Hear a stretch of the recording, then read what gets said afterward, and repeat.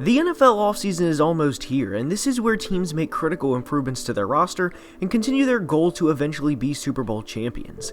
On Saturday, I released a video on one move every AFC team has to make this offseason, which means the NFC video had to shortly follow it. So as you can guess, in today's video, we're going to be discussing one move every NFC team has to make to get better in the next few months. Now, before we get started, please like the video and subscribe to the channel, as each only take a second to do, and it would be very much appreciated. We recently hit 17,000 subscribers, and I could not be more grateful for that, so thank you for the support. Now let's begin. And we begin today's video in the NFC North to discuss the Detroit Lions. Less than a day prior to me making this video, they released information that Matt Stafford will be traded this offseason, and with that being said, the Lions need to find their next guy in the upcoming draft. They draft at number 7 overall, and they had a good quarterback for a decade, and it will be interesting to see what they can get in exchange for Stafford in less than a few short months. But when they trade him, they will have nobody to start for them, and that will be a hole in the roster new head coach Dan Campbell and new general manager Brad Holmes will have to fill.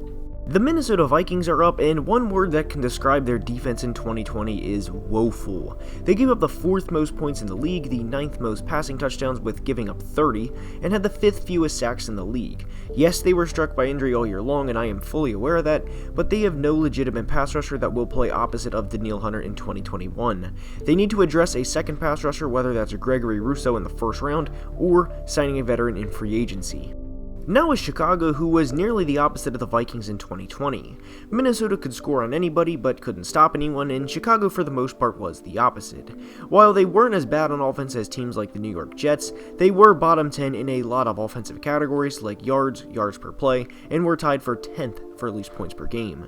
So what Chicago needs to do is re-sign Allen Robinson and acquire a second receiver either through free agency or the draft. They are more than likely rolling with Mitch in 2021, and the best bet moving forward, if that indeed is the plan, is to get Mitch as much help as possible for the next year. Now is Green Bay, and this is a team that has a 48 touchdown MVP caliber quarterback with the heir to Aaron's throne waiting on the bench in Jordan Love. Now, a major difference between Rodgers and Favre was in Aaron's rookie season, Brett threw an NFL leading 29 interceptions and the Packers went just 4-12. In Jordan Love's rookie season, Aaron Rodgers had an all-time year with a legendary 48-5 TD to INT ratio.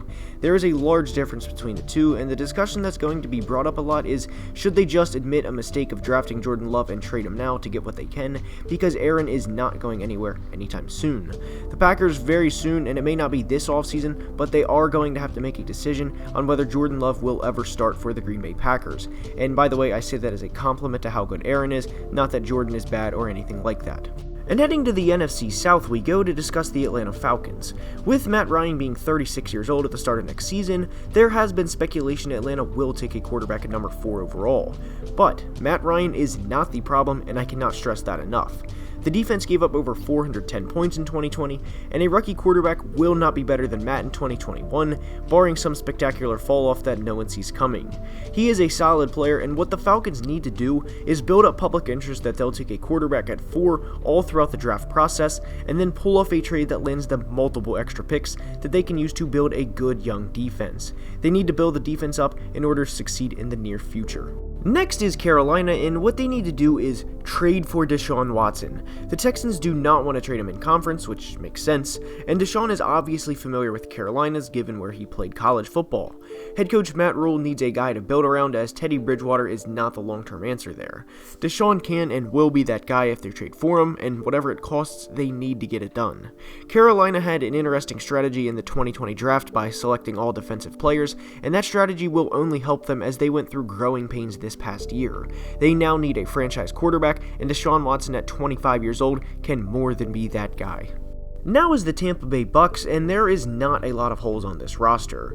The only really negative thing you can say, and this is nitpicking to be 100% clear, but Tom is 43 years old and he is not the long-term answer. But the reality is, if you win a Super Bowl with Tom, then the signing was 100% worth it. So what they need to do this offseason is keep the roster together, and one big player they have that is a pending free agent is wide receiver Chris Godwin. They have great linebackers in Levante David and Devin White, and a great roster overall. But if Tom comes back next year, which he has said he will multiple times as he wants to play out his contract in his words, then they need to re-sign receiver Chris Godwin. Now is the division champion Saints, and there's a lot of ways we could go about this. Drew Brees will not be the starter next year, and who will be is the biggest question. Will it be Jameis or Taysom or someone we don't know about right now? This will be the biggest question they have to answer this offseason, and there is no doubt about it. New Orleans will be transitioning into a new era, and we will soon find out who will be the starting quarterback for Season 1 in the post-Drew Brees days. And now we move on to the NFC East, and we start with the team that finished last in the division like we have with all others, and it is the Philadelphia Eagles. This is perhaps the easiest move of all to discuss in today's video, and it is to figure out what to do with Carson Wentz. That's it.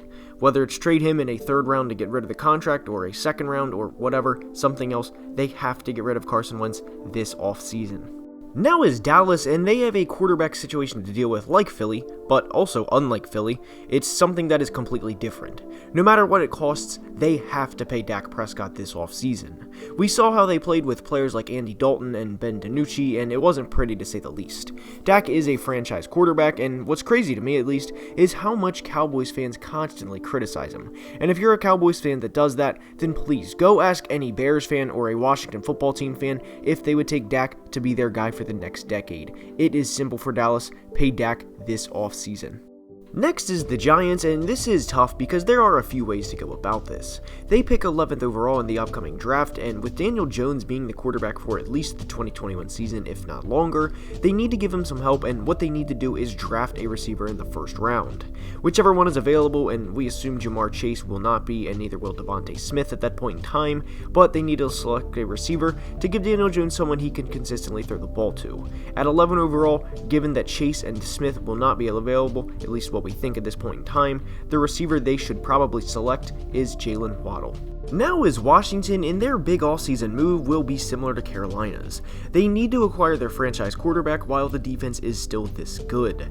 This defense has a chance to be one of the best in the league for some time, with building around players like Chase Young and Montez Sweat. No disrespect to Alex Smith because his comeback and his story are both incredible, but he will be 37 at the start of next year, and given Ron Rivera is entering his second year of coaching the football team, he will more than likely want to get a guy that will be his quarterback for the next 4 to 5 years, if not longer. So with the Lions probably trading Matt Stafford and the Texans trading Deshaun Watson, they need to pounce on one of these opportunities before it closes up and someone else does. Washington needs a long-term answer at the quarterback position, and with winning the NFC East, that all but eliminates them from getting one of the top quarterback prospects in the upcoming draft. And the last division we discuss in today's video is the NFC West. We start with the 49ers, and they, like several other teams, need to decide what they are doing at the quarterback position in the future. This team will be back next year, and I don't think anyone disputes that, as they were severely impacted by injuries in 2020, and it more than showed down the stretch. They pulled out a few impressive wins, but I don't think Jimmy G is the answer, and what benefits the 49ers is there is an out in his contract.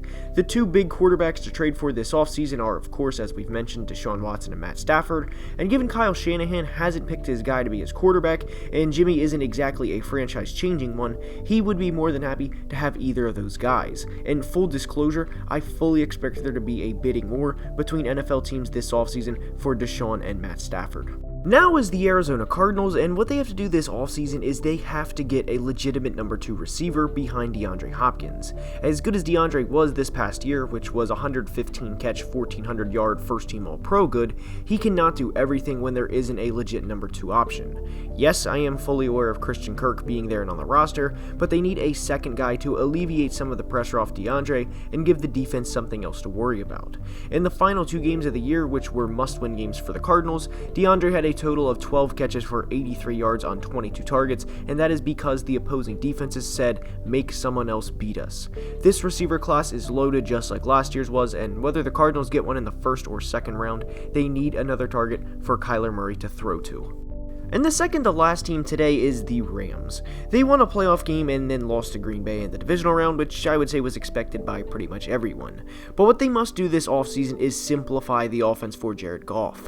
They need him to be the player he was in 2018, and they need to feed Cam Akers the ball more going forward. Goff received a lot of criticism down the stretch of the season for not playing well, and going forward, the Rams need him to get back to the player he was a few years ago. And the final team we discussed today is Seattle, and this is a team that collapsed in the second half of the season to say the least. Going forward, they have to get better in terms of finishing the season as they were exposed in the playoff game against the Rams.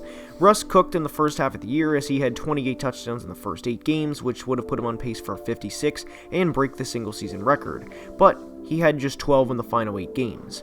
They need to figure out more ways to beat teams and get better because they have playmakers in Russ, Chris Carson, DK, and Tyler Lockett. Those guys are not the problem, and the coaching and the game planning in Seattle has to get better moving forward. And with that being said, that's all I have for today's video. I hope you enjoyed. If you did, please like the video and subscribe to the channel. It helps a ton, and I would appreciate that more than you know. I will see you guys next time. Have a great day. Love you guys. Deuces. Peace.